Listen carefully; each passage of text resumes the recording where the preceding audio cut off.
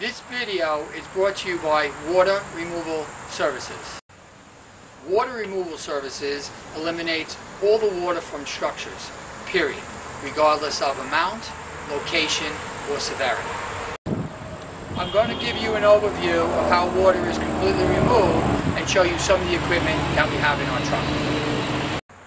There are 4 general principles of water removal. The first step is extraction, or the physical removal of the water. Removing the water directly in its physical state is 500 times more efficient than any other method of water removal.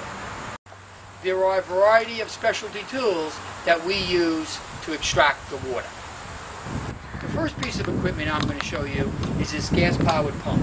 This pump is capable of eliminating 250 gallons of water a minute or 15,000 gallons of water an hour. It can empty a typical built-in swimming pool in around an hour's time. The next piece of equipment I'm going to show you is this water cooler. This water cooler is used in situations where there is water contained in your carpet and carpet padding. It's capable of removing the water without actually lifting up the carpet or the carpet padding and doing any damage. The second principle of water removal is airflow or evaporation. The remaining water is evaporated using high-velocity air movers. These air movers are strategically placed to create the fastest drying times. This is a high-velocity air mover. Depending upon the size and the amount of water on a job, we can use between 1 or 2 to really dozens of air movers. The third principle is dehumidification or balanced drying.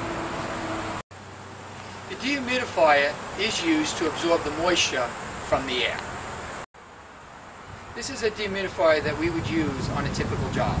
This dehumidifier is capable of extracting over 10 gallons of moisture in a day.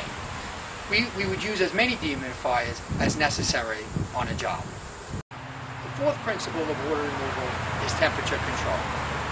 Temperature control allows for the fastest drying times while balancing a controlled environment. There are a number of tools that we use to determine the location and the amount of water. The first tool I'm going to show you is a thermal imaging camera. This camera is able to locate water sources by measuring the temperature differential that water creates. So we're able to see or locate water behind walls, sheetrock, carpeting, or other structures without having to damage the structure itself. We're also able to locate water by using moisture meters. Here we have a pin moisture meter where we actually put it in and it shows us the level of moisture. And then we have pinless, which we put against surfaces, and it's able to show the level of moisture without damaging the surface. The best way to remove water from a structure is through a process called applied structural drying. Structural drying is a strategy for drying building materials. A unique plan is developed by the facts and circumstances of each water situation. Water damage is often associated with natural disasters such as hurricanes and flooding.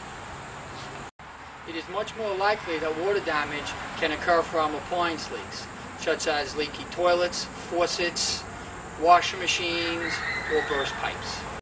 The kind of water or category of water must be understood, which then forms the basis for the techniques used in water removal. A sewer backup, which is defined as water from beyond the trap, although dealing with water, is a special situation due to the pathogens that can be contained in the water and must be dealt with differently. What should you do when a water event happens? Your first primary concern should be safety. Therefore, you should cut off all power and electricity to the affected area.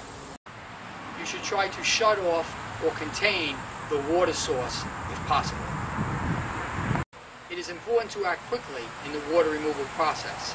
Time can escalate the cost and damage from the water. Any valuables or furnishings should be removed from the area if possible. Thank you for watching this video. I hope you gained some insights into the water removal process.